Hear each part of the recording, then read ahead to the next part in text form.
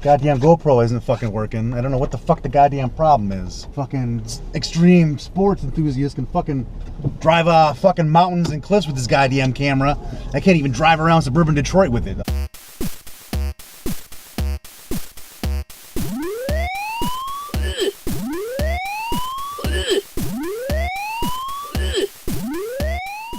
Hey, what's up? It's James. I just got out of an advanced screening of the brand new Star Wars movie. That's right. Brand new Star Wars. Yes. Solo, a Star Wars story. I just got out of advanced screening, and here is your Redlight review. As with most of my Redlight reviews, there will be some spoilers. So if you're not a fan of spoilers, stop watching this video right now. Stop watching it. Hit pause. Go see the movie. Come back. Okay, the one movie I think every Star Wars fan who did not like The Last Jedi is very worried about. It's Solo, a Star Wars story. Obviously, it's the origin of Han Solo, man. The fucking coolest guy in the galaxy. I guess Han Solo, he started out on like a slave planet. It's like weird lady will rescue children, but then enslave them and force them to go into like smuggling and doing bad things for her as a way to repay her for saving them from whatever horrible life that they were about to live. So, you know, the movie opens up, Han's on this planet, him and his little lady friend Kira are trying to plot like an escape. So Han just gets back from some sort of a smuggle run. You don't really know exactly what he's coming back from, but he arrives and he's got this little chamber of fuel. It's like a super fuel. They use it to power like all the spaceships and shit. It's high octane gasoline from the future. Him and the girl are gonna use this to fuel to escape the planet and go try to start a life, get their own ship. They're trying to get their freedom. So I'm assuming Han's supposed to give this fuel cell to the woman that runs this planet. And I guess woman's not the right term. She literally looks like a caterpillar and a turd had sex and it lives in this little toilet bowl. That's what this lady looks like. Han's supposed to give this creature this fuel cell, but they're gonna keep it for him and Kira to get off this planet and, you know, get their freedom. So they end up pissing this lady off. They got a whole bunch of guards chasing them down, trying to find them. They arrive at the Intergalactic Customs and they're gonna use this fuel cell to bribe the guard at the customs to let them through. Well, that works. But right at the very last second, the guards swoop in and they grab Kira, and Han and Kira are now separated. And what does Han do? He promises to come back and save Kira once he becomes a pilot. So Han leaves, and what he does now is he enrolls in the Imperial Academy. Han Solo actually served as an Imperial trooper for the Empire. He's serving as an Imperial trooper. They always allude to he always has problems with taking orders. He never listens. He's always improvising different plans. You know, all the characteristics that makes Han Solo so fucking cool, they allude to all this stuff. So when Han goes to enroll into the Imperial Academy, the guy who's signing him up asks him who his people is, and he wants to know what his last name is going to be, essentially. So Han's like distraught, he's upset, he doesn't have any family, so the guy creates the name Solo. You're now Han Solo, which to me kind of a lame way to get the last name, but nonetheless we discover how Han becomes Han Solo. You learn the origin of his last name. Fast forward, Han served about 3 years and he ends up meeting up with this guy named Tobias Beckett. Now Tobias Beckett, who's played by Woody Harrelson, he's really a thief and he's got his little group of thieves. They're trying to pull a heist. Han catches on to that these guys aren't really part of the Imperial Army, so Han wants to become part of their crew. He threatens to report them to a lieutenant in the Imperial Army if he doesn't let him become part of the crew. Well, that doesn't work because Woody Harrelson's character reports Han as a deserter to the same lieutenant, and they throw him into the pit with the Beast. Can you guess who this might be? He gets thrown into a pit. Like the guards that threw him in the pit, they're talking about how the Beast hasn't eaten in 3 days. This should be fun. So a few of the guards are watching. They're just waiting for, you know, Han to get completely devoured and beat up and eaten and destroyed. So all of a sudden you see this Wookiee come out and start beating the shit out of Han. They start knocking into this pole and you can see the whole structure kind of start to shake. And believe it or not, Han Solo actually speaks in a Wookiee. Like the gurgling throat noise. He communicates to this Wookiee a plan to escape. So they end up faking this fight, and so during this fake fight, they destroy the cage. The pit collapses, the guards fall down, they end up running away and escaping. So they run over to Woody Harrelson character's ship, and then they end up letting them on the ship, and they've now become part of the crew. So now Tobias takes Han and Chewbacca on this mission with these other thieves to steal a big cargo case of this fancy fuel. This is, I forget how many millions of credits worth of fuel this is. So they're gonna help Tobias steal this fuel. Now after Han rescues Chewbacca, and they're flying to the next destination for this next heist, so that's when they reveal that this Wookiee, in fact, is Chewbacca. Alright, so they arrive at this planet to steal this freighter cart of fuel. In the process of this heist, this marauder shows up that has a history with Tobias. All goes wrong, and they end up losing the fuel. And then Tobias, Han Solo, and Chewbacca also escape. Two of the thieves that were part of Tobias's crew are now dead. So now Woody Harrelson's character Tobias, he reveals that he was stealing this fuel not to get rich. He was stealing the fuel to pay off a debt that he owes a crime syndicate.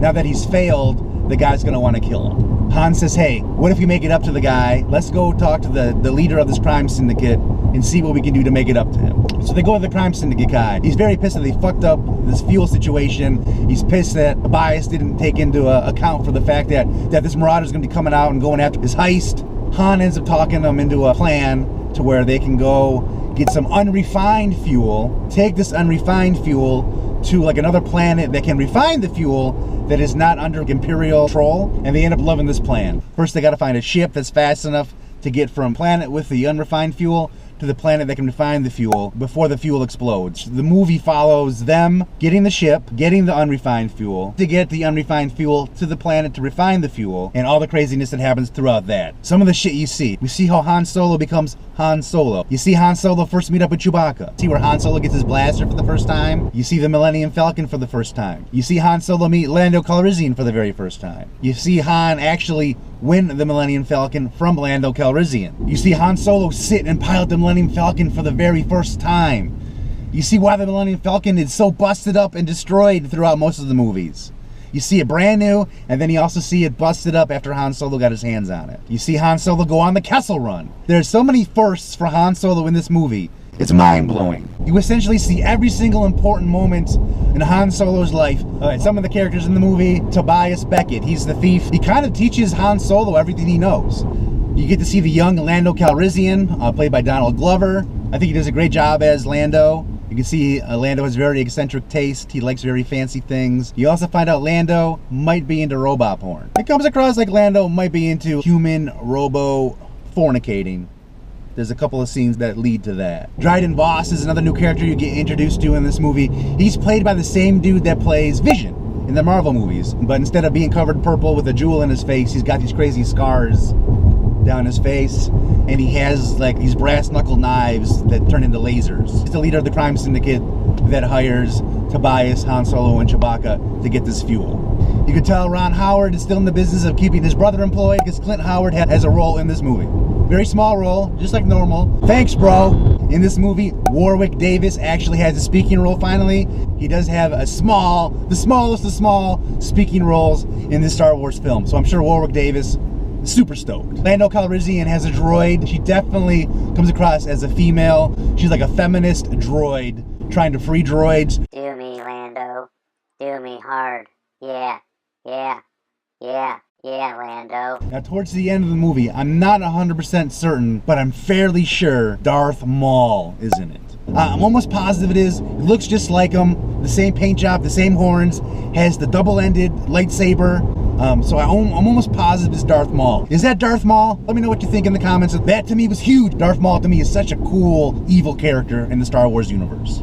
I feel like the special effects were great. It definitely tried to include like weird CGI aliens as well as puppets. There's one particular alien that I think they totally dropped the ball on. There's a scene where there's like a woman singing in a duet with like this alien in a jar. Honestly, the alien literally looks like a rotisserie chicken in a jar singing a fucking jazz song in some weird alien language. And I was like, what the fuck is this rotisserie chicken doing on the screen? But they do a great job of including all sorts of crazy Star Wars gadgets, vehicles, ships, aliens. They do a great job of really expanding the things you see in the Star Wars universe. It's also really cool to see the Millennium Falcon in its heyday with the rims spinning and shit. The inside's looking great. You get to see the Millennium Falcon at its prime. There's references in the movie to Jabba the Hutt. You find out Chewbacca's 190 years old. There's one joke that I'm so sick of fucking seeing. You see the same joke in every goddamn movie. There's a guard at a post with a gate, and they fucking crash the gate, and the guard runs out. He's like, hey, you did not check in. You're not on the list. That might have been the one moment I felt like they were trying to Disneyfy the Han Solo story. There's also a scene that nobody will ever be able to argue who shot first. It was definitely Han fucking Solo. Now, overall, here's how I feel about the film, knowing that I am a diehard Star Wars fan. It was good. It wasn't great. I went into the movie with very low expectations, super worried. Changing directors. They talked about it being too campy. I was really skeptical about Ron Howard coming in and directing a fucking Star Wars movie. Sure, you can do The Grinch Stole Christmas, but can you do fucking Star Wars? I think he did a fine job. I would say the movie's not as good as Rogue One, but they definitely tried to reach for that, like, that almost Star Wars, like, period piece.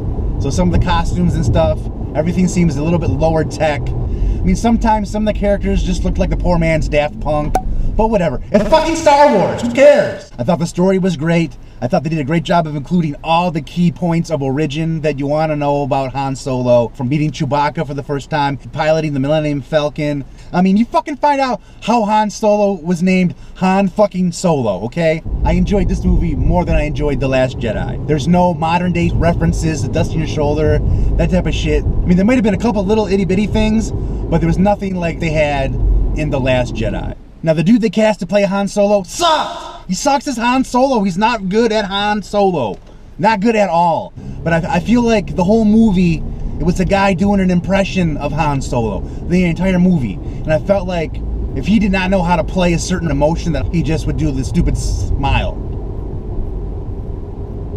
He'd look like that. And I was so fucking sick of that smile, I wanted to punch him in the stupid mouth. Sometimes he nails Han Solo, but it still feels like an impersonation and not like he's actually Han Solo. Another thing about this movie, I feel like it was super, super dark. And not dark in the sense like it's kind of sick and disturbing. Like, it was dark. There were some scenes where, like, it was so dark, I felt like I'm just watching silhouettes. Couldn't really make out the details. And I don't know if that was an intentional thing done by the director, but I feel like they could have used a few more lights. I really felt like they did a good job of not making it too Disney, of telling a great story of how Han Solo came to be. So for that, fucking thumbs up, man. Just get past the bad acting. Enjoy the fact that you're learning so much about Han Solo, the goddamn fucking coolest guy in the galaxy. Go out and fucking see it when it comes out. Alright, Solo, a Star Wars story. Definitely gives a new hope to future standalone Star Wars movies. Well, that's gonna do it for this Red Light review. I hope you enjoyed it.